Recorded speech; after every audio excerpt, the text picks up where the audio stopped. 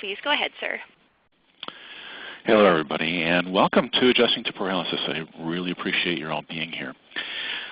First, let me introduce myself.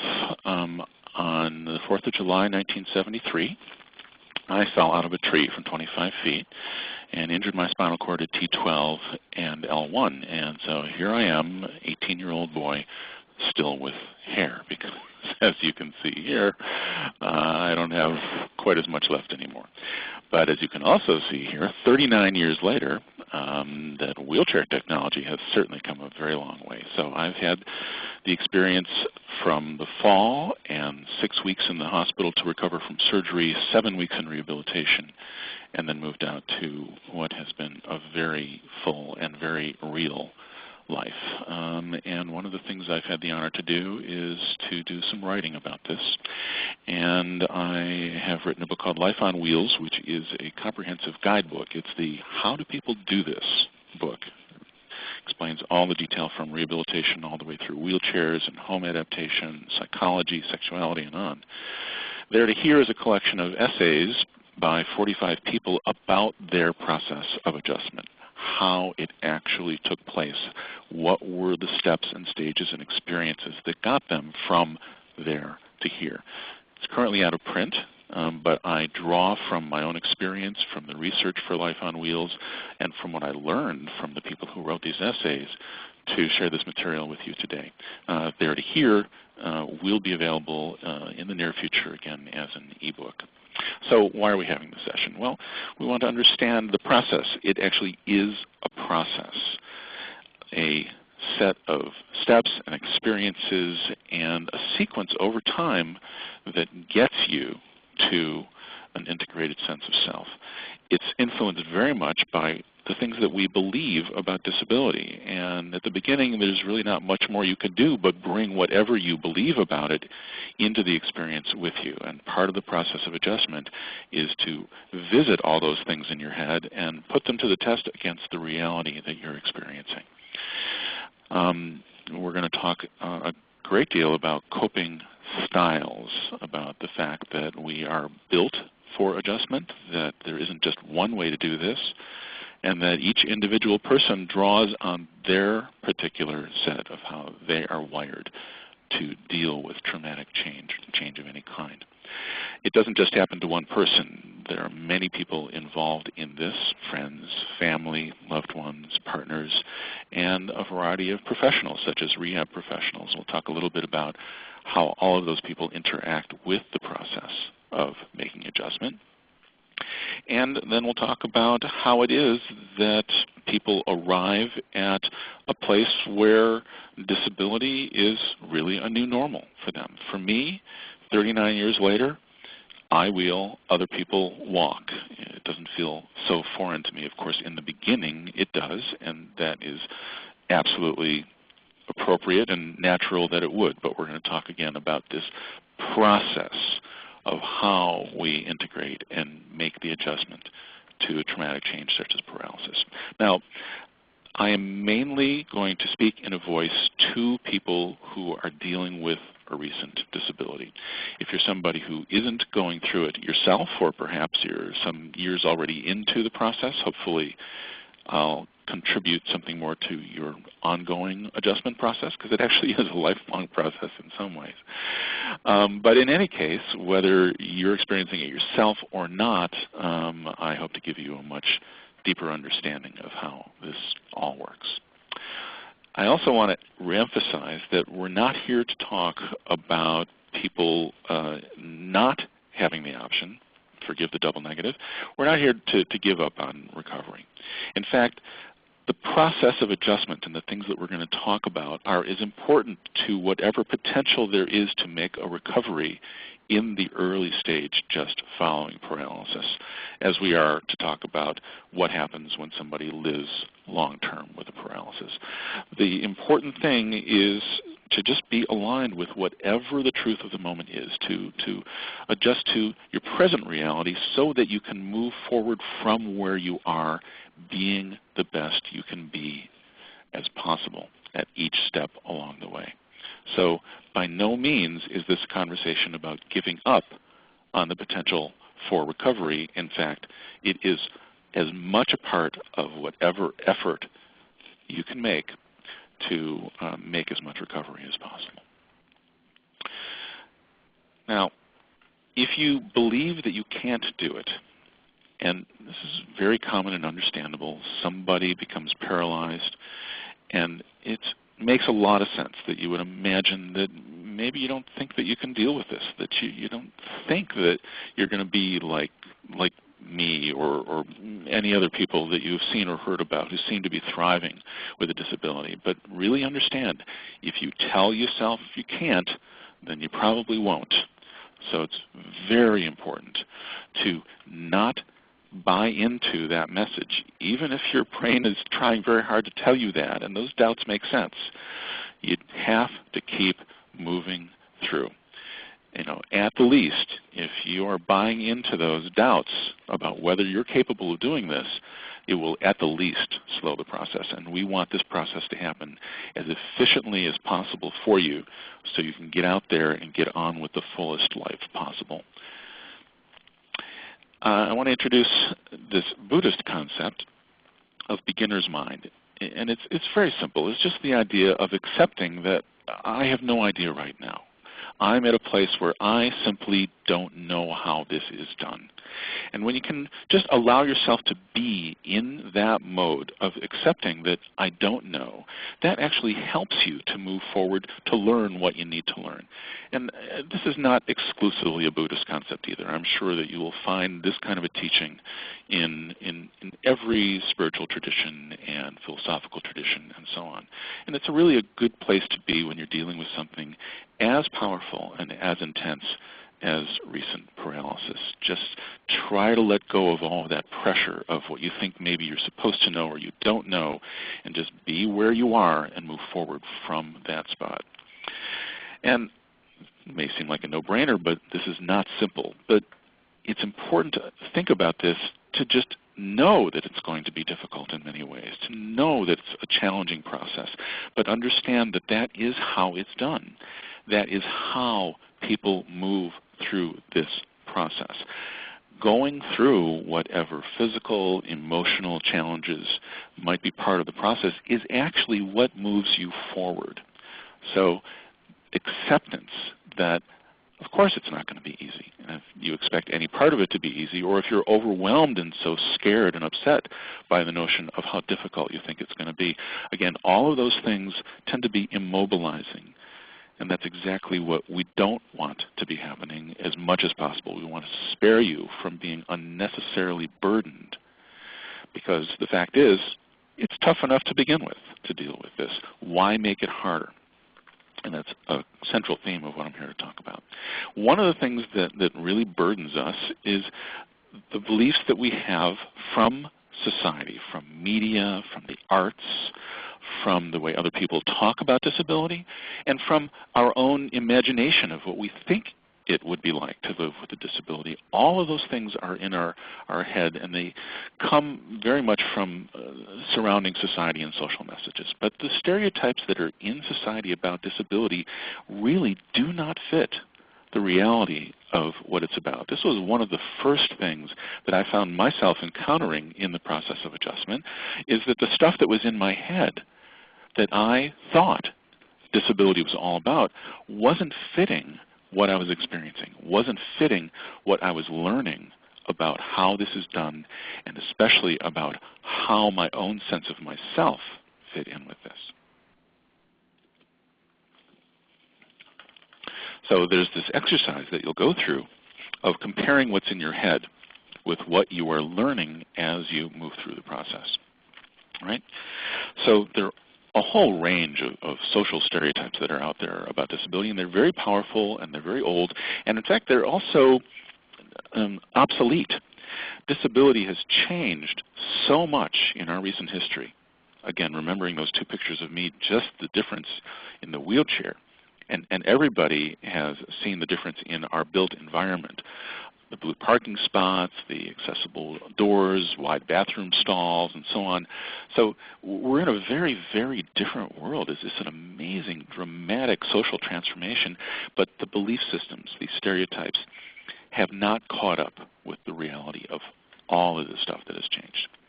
Now, one of the most potent stereotypes out there that we often fear at the beginning of this experience is that people are going to see us as an object of pity, that people are going to feel sorry for us. And the sense that people are going to feel this way about us is really uncomfortable.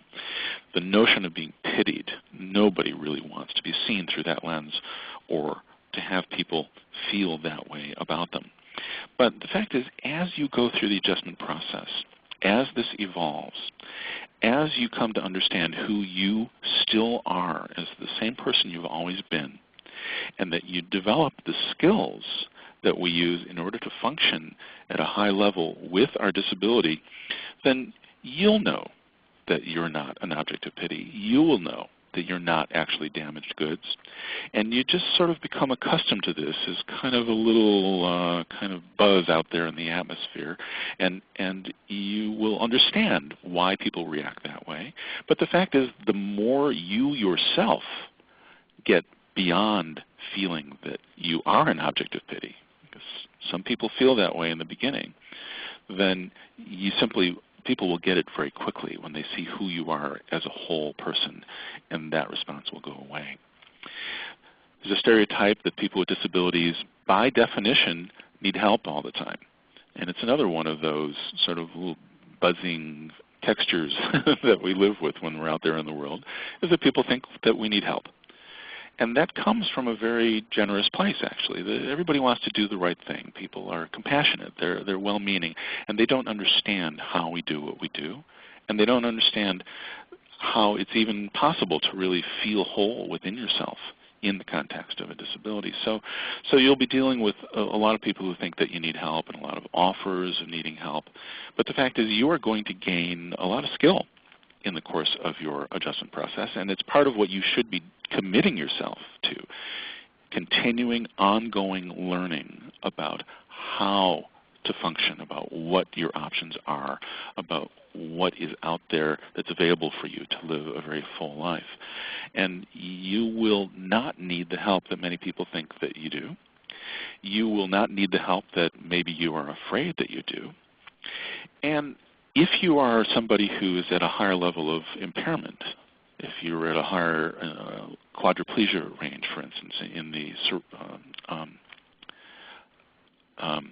hello, I'm bringing out the lumbar, thoracic, cervical. Goodness, how did I forget that?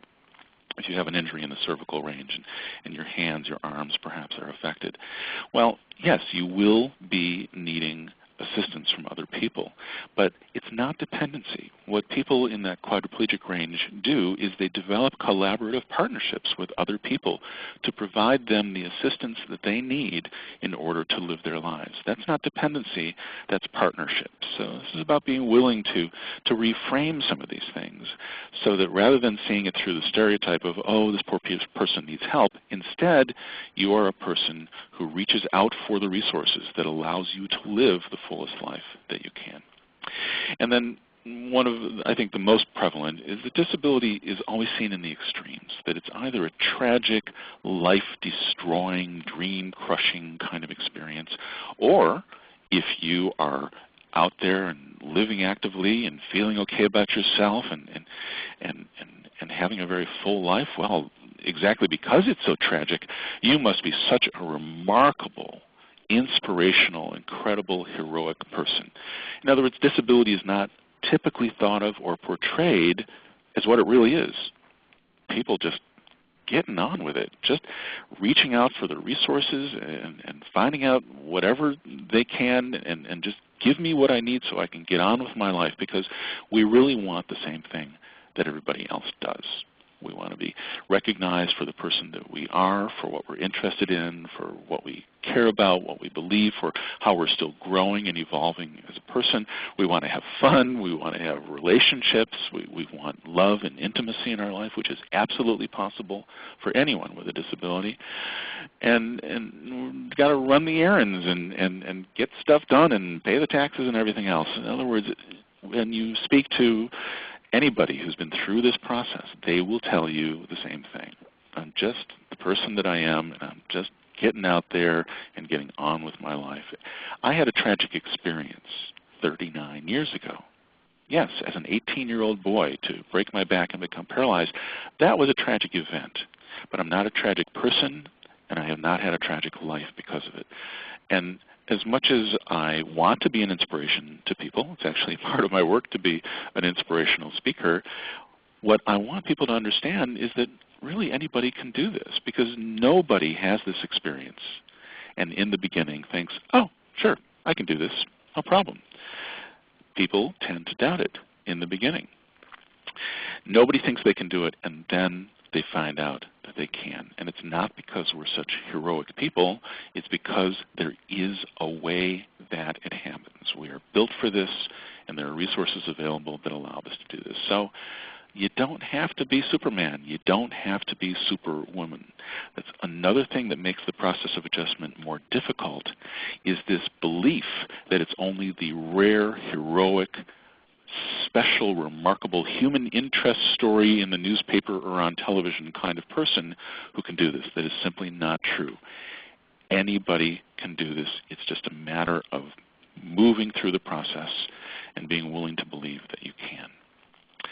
This is also all reinforced in the language that people use about disability, which really doesn't fit the experience. For instance, you hear and read that people are confined to a wheelchair, as if it's some kind of a prison, or we're wheelchair bound, like or somehow we're chained into it, or something of that sort. Well, from the perspective of being a person who can walk, or a person who recently was able to walk, then sure, it looks that way. It seems to make sense. When your point of reference is the ability to walk, then the notion of using a wheelchair full time does seem like confinement, like imprisonment. But in fact, and this is part of the adjustment process that people naturally arrive at, walking is simply not an option for me. And because of that, if I were to keep dwelling on wishing that I could walk 39 years later, that is just not going to happen for me. Or if I just continue, even in the present moment, to be thinking in terms of, I wish I was walking, I wish I could walk right now, and it's simply not going to happen, well, that is really a waste of energy. And you really have yourself directed to a place that simply doesn't fit your current truth. Like I said earlier, it's about getting aligned with what is right now. And in fact, my wheelchair is not a prison. My wheelchair is the source of my mobility. I'm not confined to it. I'm liberated by it. My wheelchair is very important to me. Choosing the right one, having it properly configured, taking care of it, having an environment that is accessible, that I can function in, that is what we think about when we are a person who can't walk. Because what we ultimately come to care about more than anything, it's not so much about I want to walk, it's about I want to have the life that is possible for me, and I have an innate right to that. So this language keeps reinforcing the notion that the wheelchair is a prison, when in fact the wheelchair is really a treasure. And when you're in the process of getting your first chair, this feeling that, oh, it's a prison, that it symbolizes the very trauma that you've just been through, well, it's very important that you not allow yourself to be caught up in that attitude, that instead you take the time to learn about wheelchairs, to make sure that you get the one that provides you with the optimal mobility, because the wheelchair really is not a prison. It's the source of the best life and greatest independence that you can live. Another word that's really powerful is overcome. This is in that heroic range again, that you overcome your disability. Well, I don't believe that I've overcome my disability. People adapt to their disability, and that's the mindset that you want to have. That's the frame that you want to really adopt for yourself, is rather than this, am I going to be one of those rare heroic few who overcomes their disability, right? You get that sense that it has this heroic edge to it. Instead, simply think in terms of adaptation, in terms of allowing yourself internally to move through the process and to make sure that you get the resources that you deserve, the rehabilitation, the right equipment, the right environment to function in. It's not about overcoming, it's just about doing what it takes and finding how it works.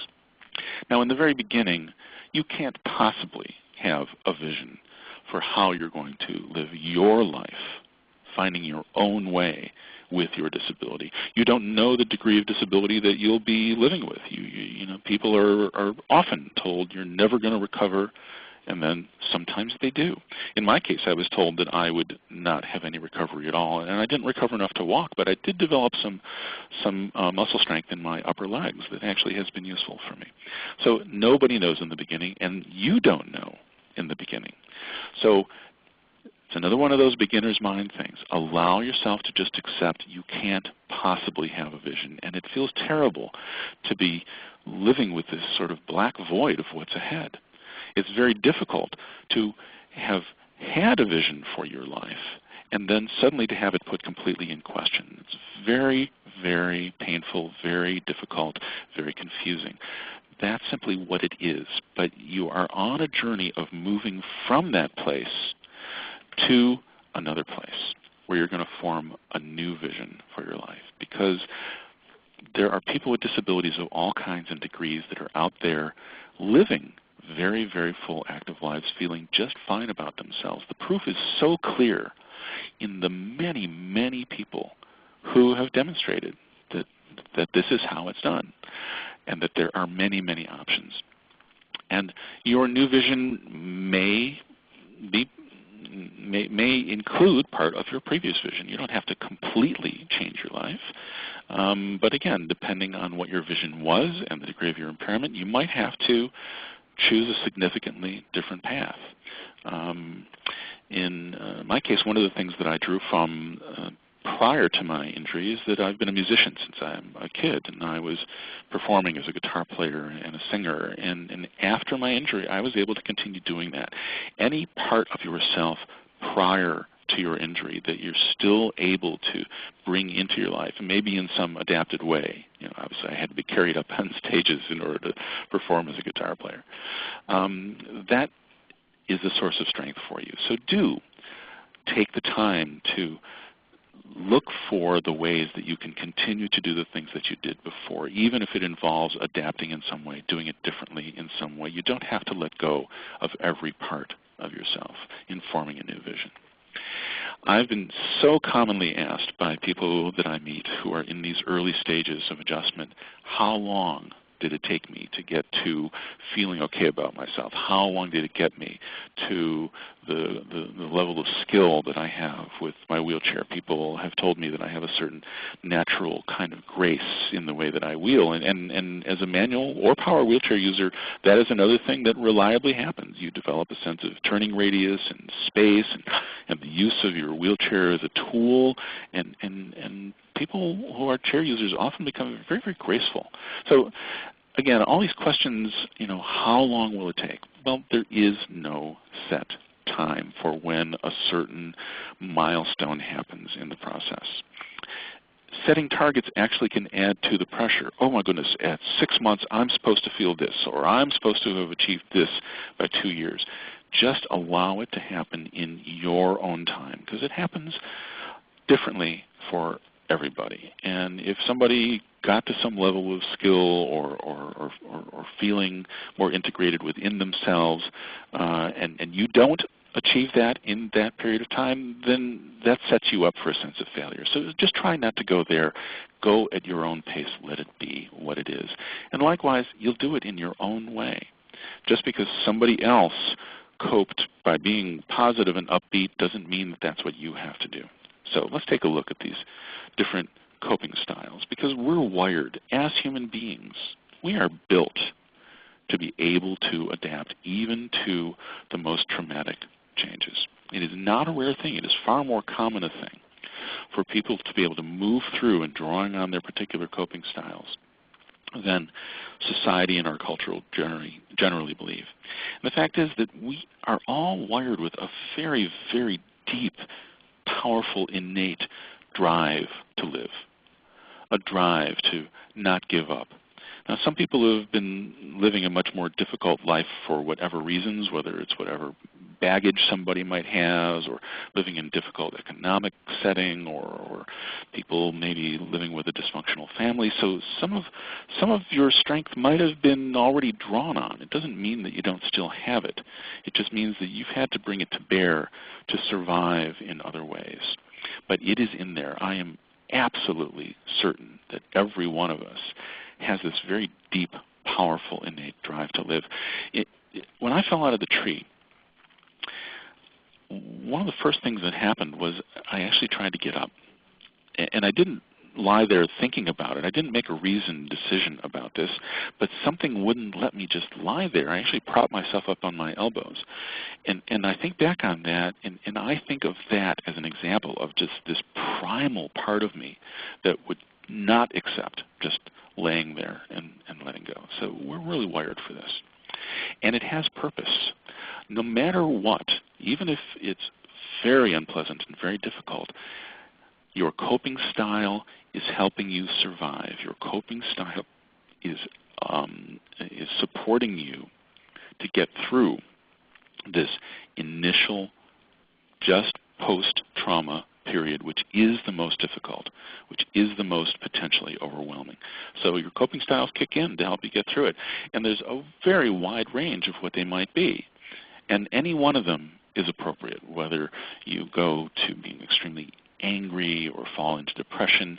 In my case, denial was really the way that I went. It was the other thing that happened after I fell out of the tree was I couldn't move my legs. I couldn't feel the lower half of my body, but I thought to myself, well, they'll pick me up and take me to the hospital. I'll be home this afternoon. Everything will be just fine. For me, that was how I was, well, spared the emotional overwhelm of it.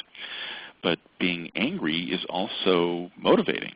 Many people are driven by anger. So and this is a short list. You know, human beings are equipped with a very wide emotional range and response to a sudden, intense, traumatic change. Right? So it's a spectrum.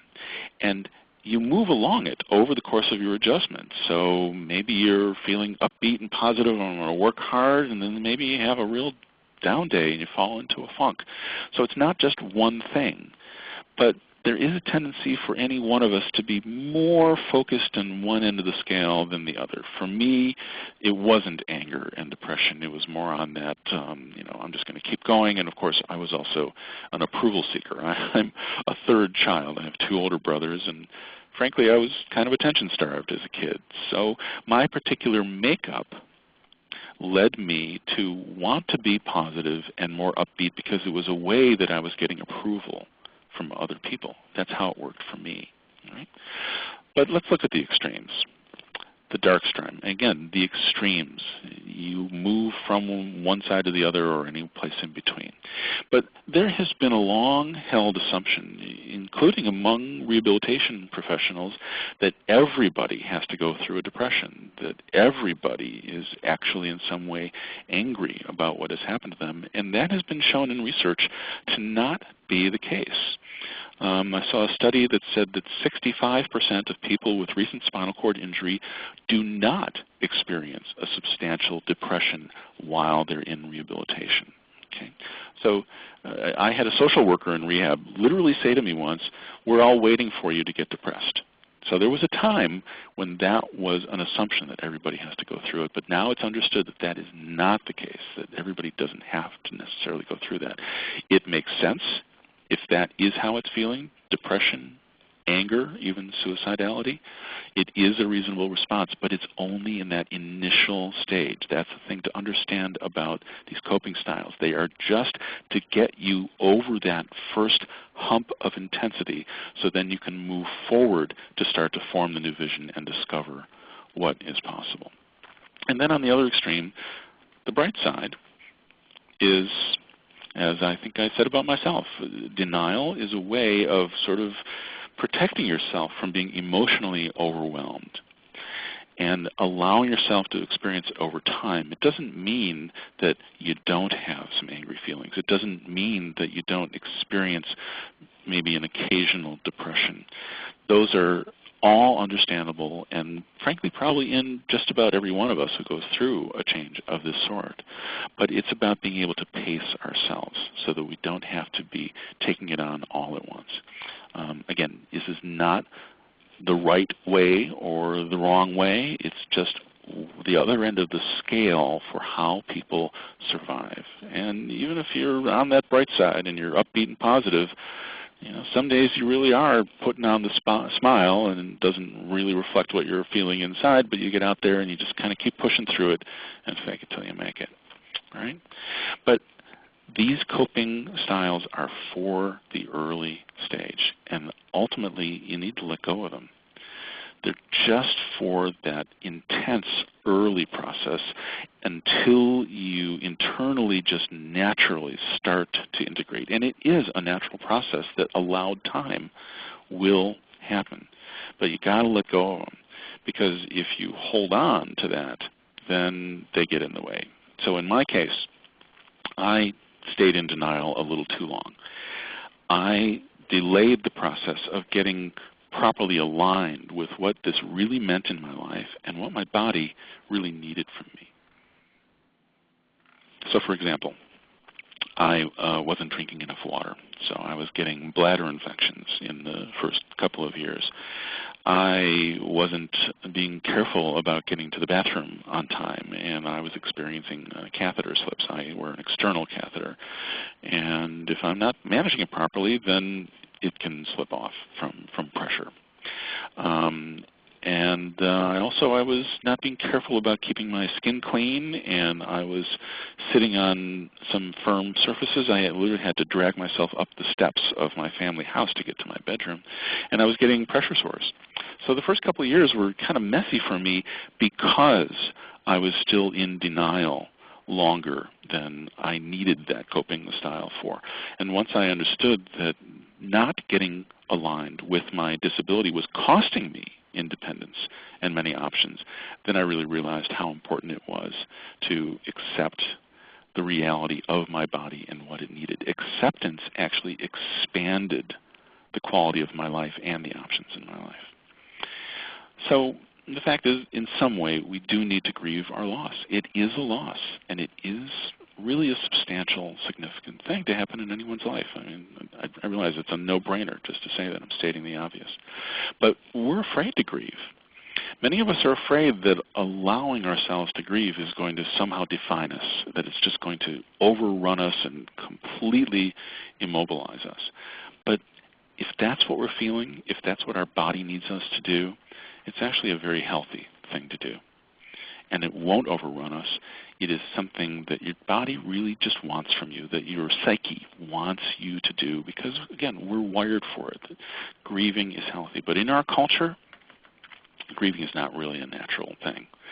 And when we allow ourselves to grieve, then in a way we're giving permission to other people who are grieving for us to have that feeling as well. Maybe even have a conversation with us about it. Maybe even grieve together and let it be a healing thing. But our culture is not good at this. And I remember seeing these kinds of images of Arabic women throwing themselves over caskets and graves and screaming and yelling. And from my Western, North American perspective, I couldn't even really grasp it. It seemed so odd. But now I understand what a healthy thing it is these people have in their culture. They just let it rip. They just follow it. They don't resist it. They don't push it down. They let it out, and it actually is their process of moving through the grief and getting back to their lives without holding it in.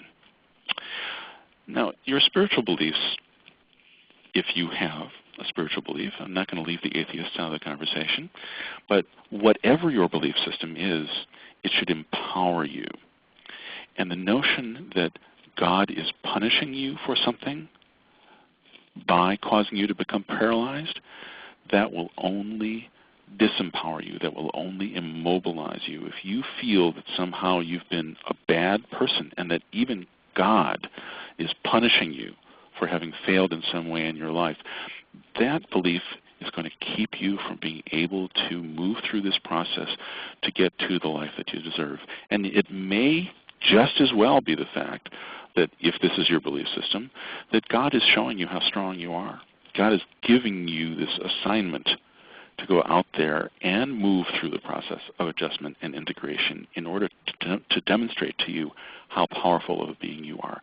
If you are having thoughts and feelings on that other side that you feel like you must somehow you're being punished, then I want to urge you to have conversations with your family members, with your spiritual leaders, if you have a teacher, or a rabbi or priest minister, and have a conversation about this, because I absolutely believe that nobody is being punished by God, that does nothing but distract you from being able to live the fullest life possible that you are divinely entitled to as the miracle of a human being that you are. Now, obviously, paralysis happens at many different stages in life for people. I was 18 years old. There are people who are older, senior citizens who might be in a car accident and become paralyzed.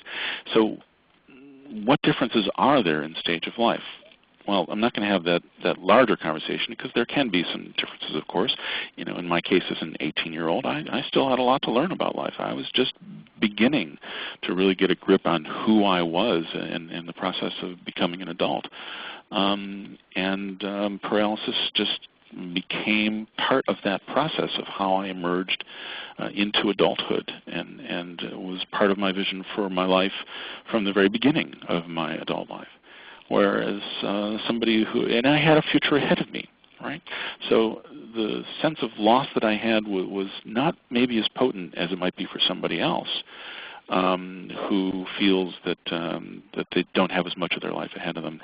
And at the same time, there are people who become paralyzed later in life, and their point of view is, you know, I've lived a very full life, and I've been able to live it walking for the many years that I did, and so this is okay. In other words, whatever stage of life it happens at, it has its own particular characteristics, and it is influenced very much by your point of view, by your perspective. And we have some control over this. We have some influence over how we view things, not just by deciding to see it differently, but by engaging with the process of thinking about it, maybe doing some philosophical reading or having conversations with people about their way of doing it, to find a perspective that allows you to get aligned with this truth of your life so that you can focus on what is possible and allow yourself to integrate. Because the fact is, there is something to gain from this. And I say this very carefully to those of you who are in the very early stages of this. I am not saying, oh, how wonderful, what an opportunity you're going to get to grow and be deepened by paralysis. Certainly at the beginning, nobody can think of it that way. At the same time, the truth is that anybody who has been through this, moved through that initial process of adjustment over time, reached for their lives, learned the skills, and developed the ability to function very well, as so many of us do, with our paralysis, in hindsight we discover that indeed it has been a deepening experience for us. So those of you at the beginning, maybe you can allow just a little bit of space somewhere back in your psyche to discover this, that it's not 100% terrible. In fact, you might already be gaining some insights from the experience. One of the earliest things that I discovered was just how deeply committed my family is to me, and how much my mother believed in me. When I was in the emergency room with my broken back before surgery, I heard my mother suddenly say to the doctor, he's not the type to let something like this stop him. Of course, she was sad about that, but I heard my mother express this very deep belief in me that I had never heard her actually say those words or really convey to me that she saw me in those terms. So even from the very beginning, try to allow yourself to see whatever things might appear where you are actually gaining something from the experience, where you're gaining some insight, where you're discovering something about your own power and about what you mean to other people. Disability is normal for me. In the beginning, it was anything but normal because my point of reference was still walking. And when we're focused on recovery, of course, the last thing that we want to think about is like, oh, good, this can become normal for me. Of course not. In the beginning, it is appropriate and makes sense and can be part of what motivates you, is to not be ready to accept that, it's going to be normal for me. Yet, know that if you do not make a significant recovery, if you continue with some degree of impairment, it will simply become integrated into who you are. It'll simply become a normal part of who you are.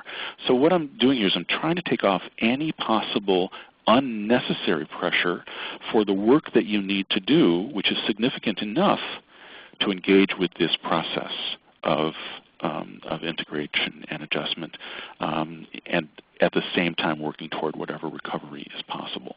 To know that if it doesn't happen, that it is doable, common, and absolutely within your capability to accept the wholeness of who you are, however you are, and for it to be a normal, integrated part of your sense of self. Right? And one of the ways this normalization happens is just to let yourself be who you are. When we're first out in the world, it feels like all people see is our disability. We feel like our disability actually is us. And then over time, you start to discover that the person that you are really is, in the most essential ways, not changed by this. That the things that you feel, the things that you care about, the things that you believe in, the things that you're interested in, the things that you like to do, and just sort of your personality and who you are really is exactly the same, whether you're walking or not. And when you get to that place of understanding that, then you don't feel like everybody sees you only in terms of disability. You are more able to just show up, be yourself, allow yourself to shine, and when that's what happens, people will see that. And it is such a common thing, and you'll experience this very early once you are back out in the community, that the more you're able to just relax and just let yourself be who you are and interact with other people. At first they might be a little, put off and not know how to behave or a little confused. But then if you just engage them in whatever you want to talk about, whether the basketball season or the horrible thing that just happened in Connecticut and in the news and so on, then the disability goes away. It disappears. And this is not a rare thing, but it depends on your ability to just let the disability go and let people see you for the whole of who you are as a natural person. But your relationships are going to be impacted by this. The people who know you will realize that you're still the same person. In fact, that's the most important advice for family members and friends, who, again, I'm commonly asked this question, what do I do? How do I help this person who's going through this very difficult change and this traumatic adjustment in their lives? And my first answer is always, get that they're the same person, and they need to be treated as the same person. And when other people are treating us, on eggshells and so on, then that tends to play into our fear that, oh, everybody's going to treat me differently now. So just know that in the beginning that might be the way they're treating you because they don't get it yet either.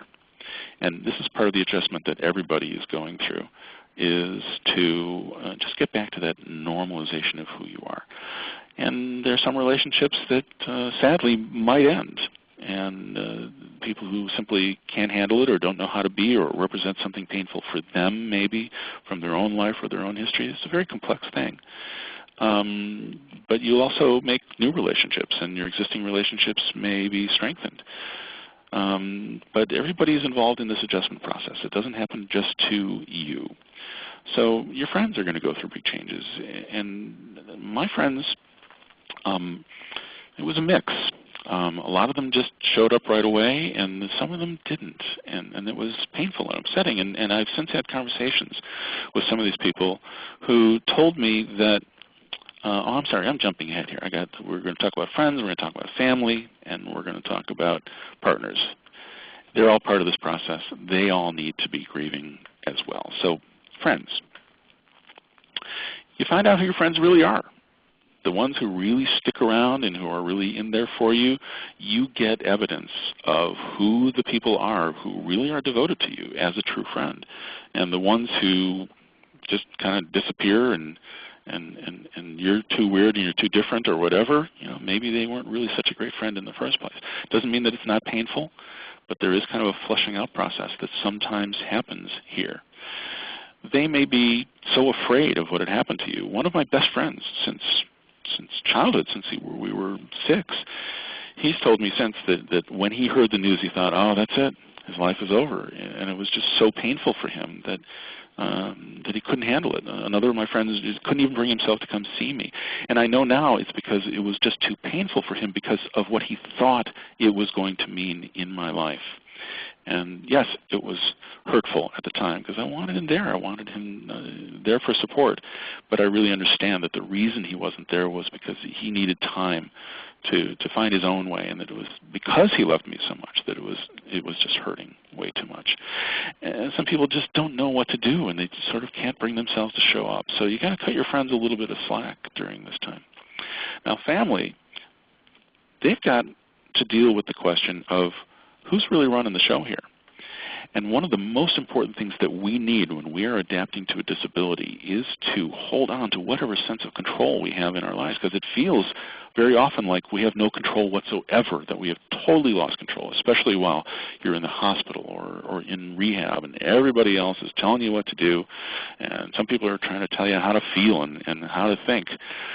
But the fact is that you are the one who still is entitled to control of your own life. And family has got to work out finding this balance through a process of really working together, of communicating with each other and collaborating so that you are getting the opportunity to find out how much you can do for yourself, to try and fail if that's what it takes.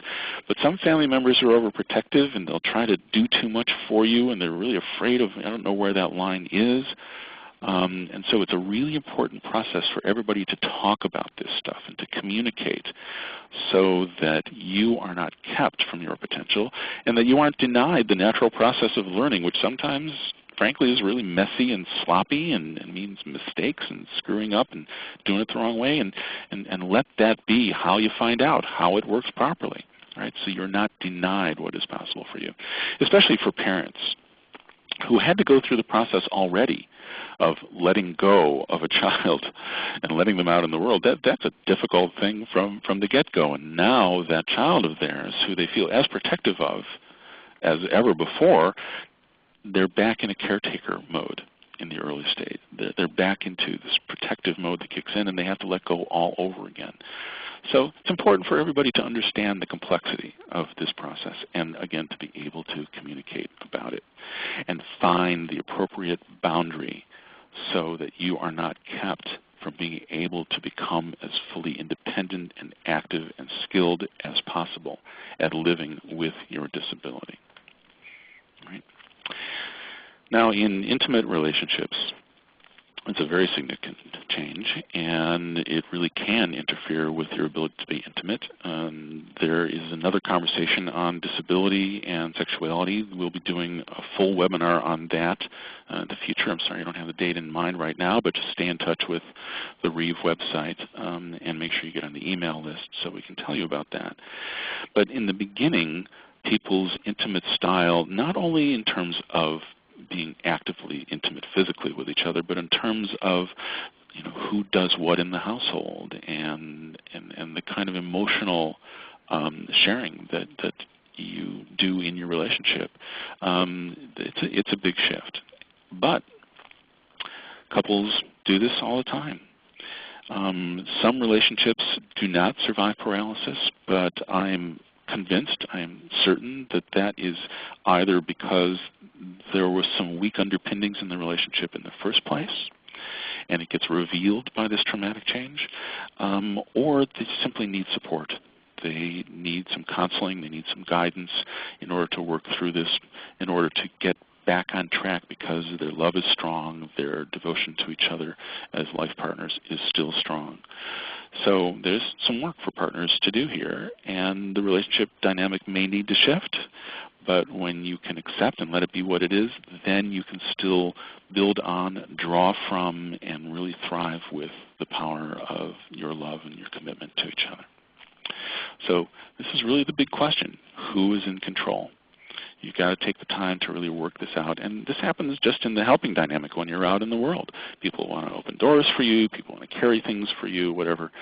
And often want to do things for you that you can do for yourself. And you are the one who gets to decide whether or not you are helped. You're the one who's going to really know your boundary, know whether you need help or not.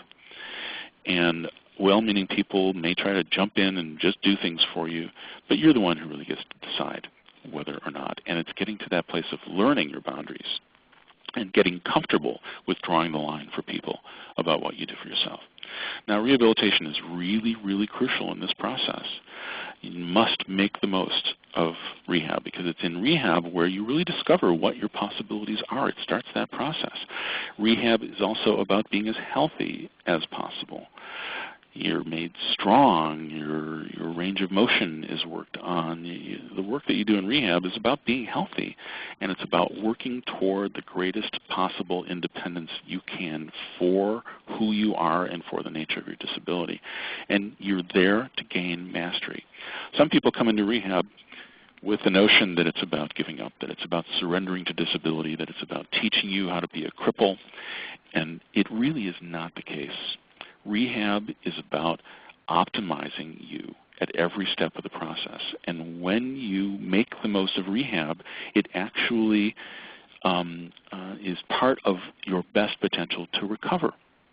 People don't make a recovery by sitting around and waiting for it. The more independent, the more active you are, the more you have this experience of learning and finding that you develop this natural ability to integrate and adapt. That actually really empowers you, and that contributes to the process of recovery. So don't think of rehab as a place of giving up. It's actually a place that contributes to everything that you need, and you don't get to be there for very long anymore. I had a 7-week stay in rehabilitation. Now I'd be lucky to have 3 or 4 weeks in rehab before I was sent home. So it is so crucial for you to understand that a rehab stay is really a gift, and you need to make the most of it, and that once you leave and once you're back in the community, that the process continues, that a rehab stay is just a beginning of an ongoing process that you have to stay engaged with, because you're not at your optimal at all when you return home from rehab. That means that you have huge potential ahead of you, and you don't want to miss that opportunity to make the most of what you can still do. And part of the process means that you have to learn how to advocate for yourself. When you learn that there's a certain tool or a resource or opportunity available for you, sometimes you have to get out there and fight for it and convince people that you are entitled to it, that it's going to make a difference in your life, and that you care so much about getting out and living your life fully and independently as possible. So sometimes you do have to push a little bit. But the most important thing is to keep with the process.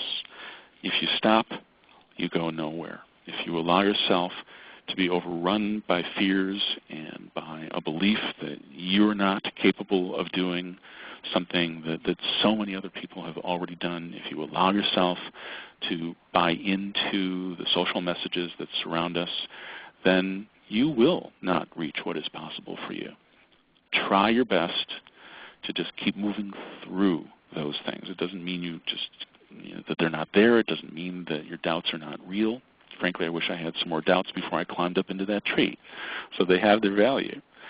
But there's nothing more important but continuing to move forward at whatever pace in order to find out what is possible, because every one of us who has been through this has discovered that there is far more possible in our lives than we could have imagined at the beginning of this process.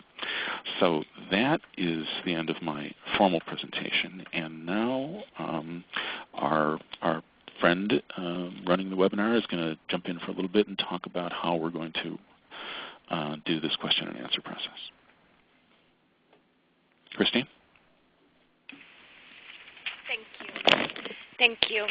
Ladies and gentlemen, if you would like to register for a question today, please press the 1 followed by the 4 on your telephone. You will hear a 3-tone prompt to acknowledge your request. If your question has been answered and you would like to withdraw your registration, please press the 1 followed by the 3. You may also ask a question using the chat feature, which is located in the lower left corner of your screen. One moment, please, for the first question. So we already have a question in the chat area from Laura. She says, my accident occurred in January of 2011, and I was never properly rehabbed. Is it too late to benefit from rehab now?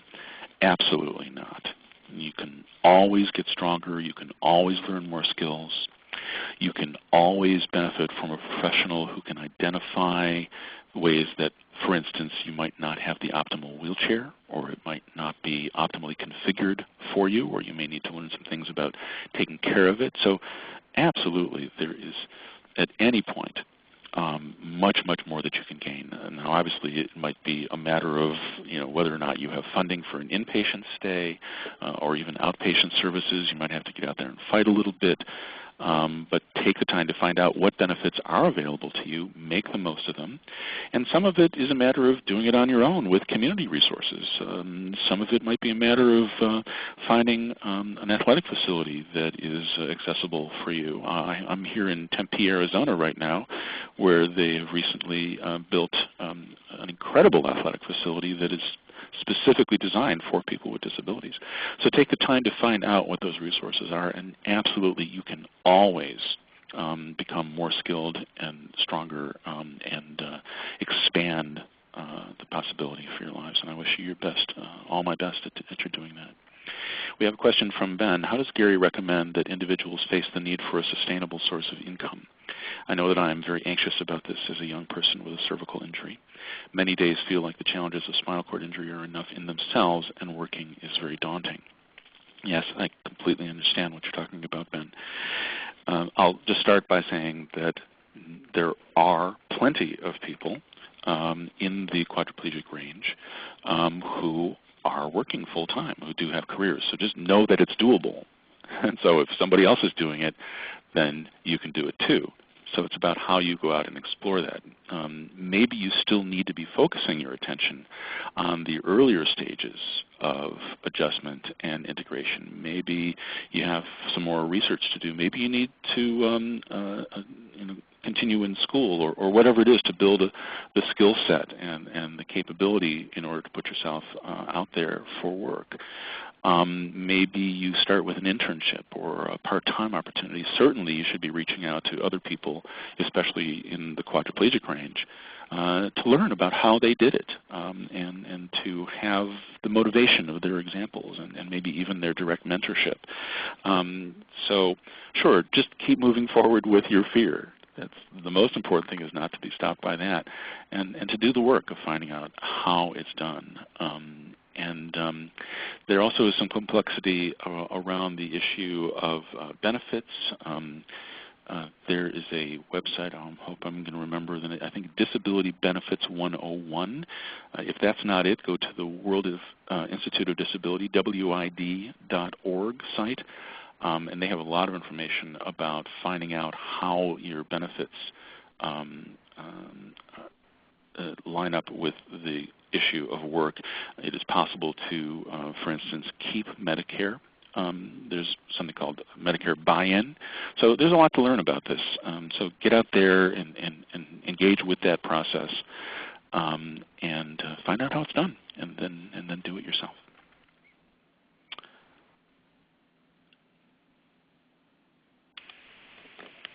Laura's asking what's the name of the facility in Tempe. It's called SPOFIT, as in sports and fitness.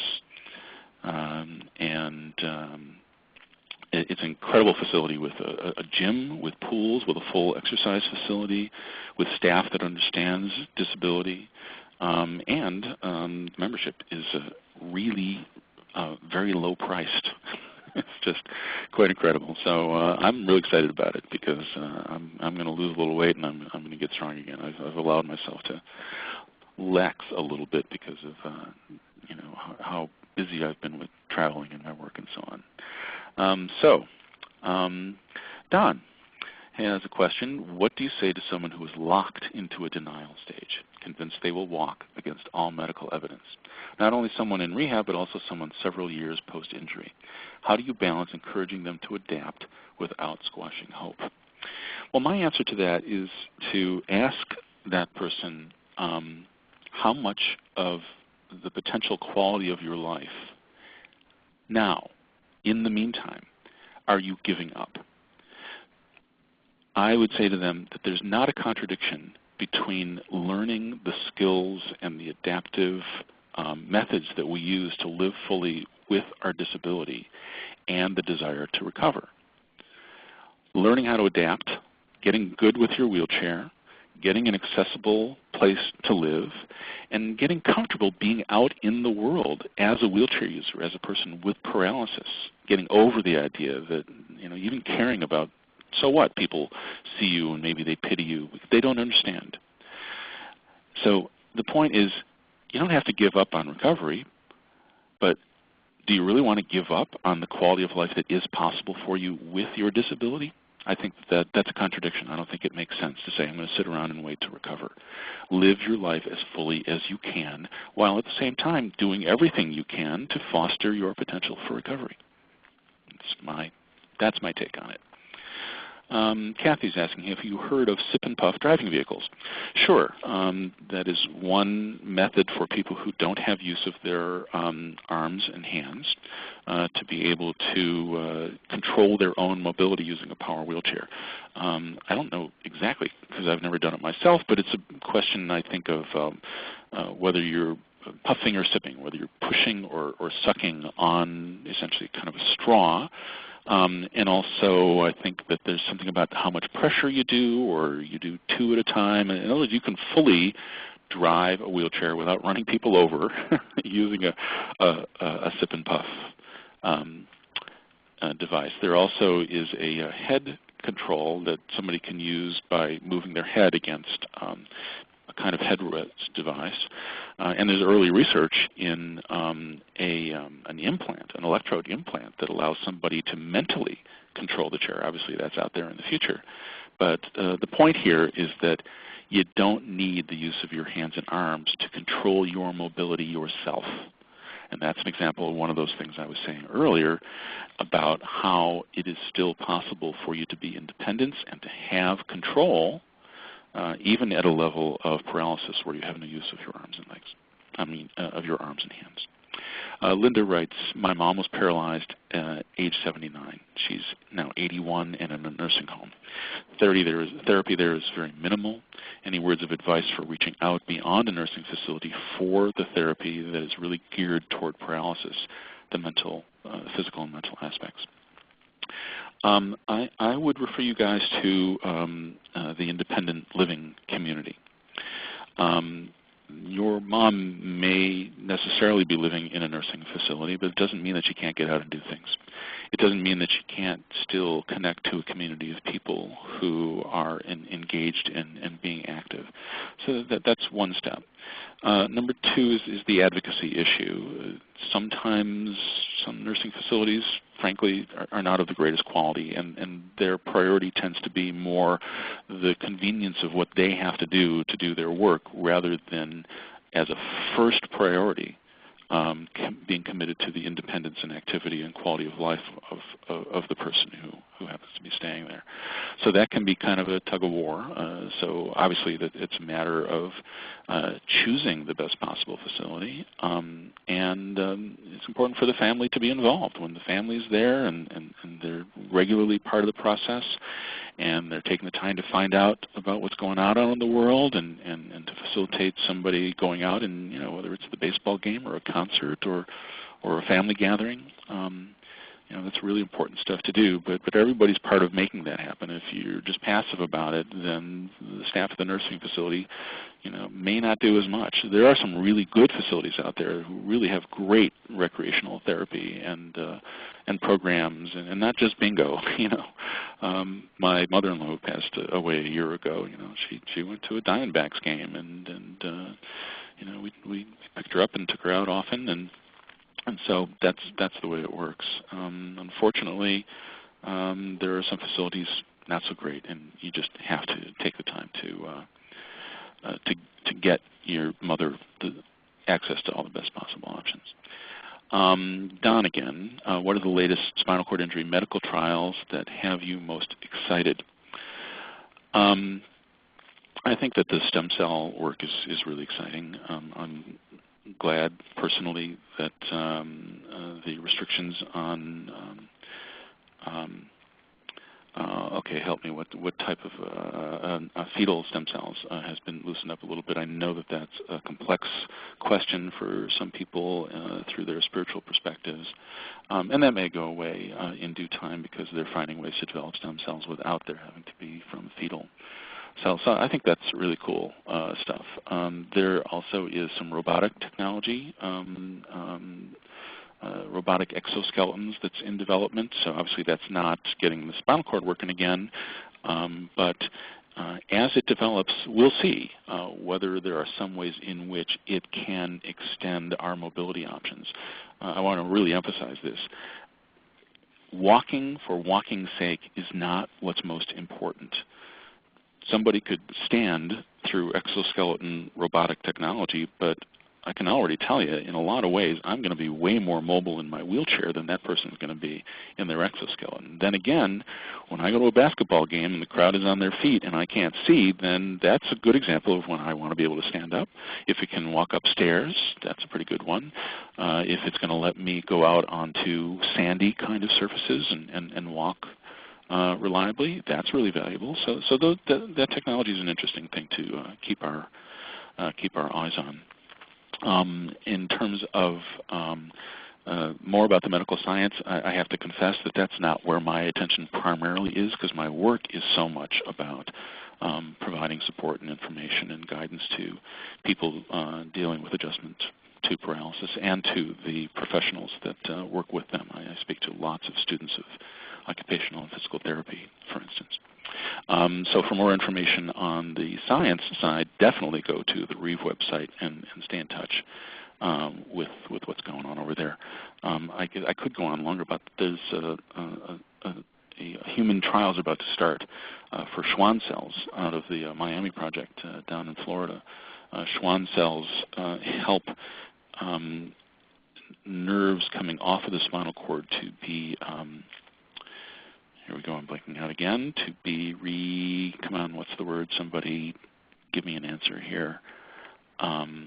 Remyelinated, right? The myelin sheath is a fatty kind of tissue that helps insulate the nerves so that signals can pass through them. So yeah, there's a lot of really cool stuff going on. And Linda said, although the nursing facility doesn't allow motorized wheelchairs, which I thought could give her some feeling of independence on their daily, well, that's really surprising that they're not actually allowed to have motorized mobility. That doesn't make a lot of sense to me. If she has the cognitive ability to safely drive some kind of a powered chair or scooter, then just as I'm expressing a personal feeling here, then it's not okay that she should be denied that, and maybe it's not the right place for her to be. So we've gone about 10 minutes over, and I appreciate your questions. I appreciate your listening in. I hope this has been valuable for you. For those of you who are professionals or family members, thank you for the support that you provide and for the way you're sharing this process.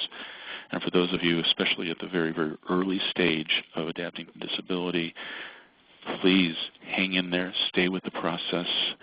I am sorry for the change that you're facing and what you have to be going through, but more than anything, I wish you all the best in your process of moving on from that point and discovering the very significant and real quality of life that's there for you if you only take the time to engage with this process. So thank you for listening, and I wish you all the best.